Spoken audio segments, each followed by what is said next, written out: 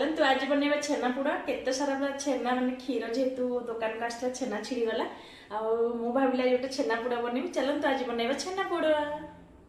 जय जगन्नाथ सांग मैंने चलतु आज बनवा छेनापोड़ जेहेतु दुकान को बहुत सारा क्षीर आसाला मानने ता भर छेना भी छिंडी जाता ये छेना आसाला घर को मुझे भाविली एत छेना मुझे कौन करी मुझे भाविली छेनापोड़ पोड़ीदबा आठ मोर 5 गिना पूरा होता छेना तापर ये मुझे 3 गिना चीनी आ गोटे मान गोटे गिना सुजी आ 2 चामच घी आ 7-8 टी गुजराती तापर हल्का टी गोले रखीदेली 10-15 मिनिट तापर गोटे जगार नहीं घी मालिश करदेली जेहेतु मो पाखे किसी पत्र नाला तापर मु डायरेक्ट सेमती दे देथिली तापर एठी मु देई कि गोटे जगार माने बसैदेली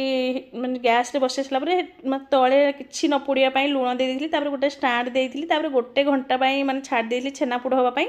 ता भितरे मु माने चा भी पी देथिली आ चा पीबा भितरे टिके बसी साला परे देखला गोटे घंटा पर मोर हे जाई छेनापोड़ एते सुंदर छेनापोड़ हेइथिला गोटे घंटा भितरे आ भलसे भी पोड़ीथिला आ एते सुंदर भी टेस्ट भी बहुत थिला आ जदी वीडियोटी भल लागी please like comment share and subscribe करेंगे और कमेंट करेंगे कौन नेक्स्ट वीडियो माने नेक्स्ट वीडियो में बनइबी बोली आपर झील भी खाई कहला मामा बहुत बढ़िया है छेनापोड़ देखते एत सुंदर होता मोर फास्ट टाइम एत भल होता।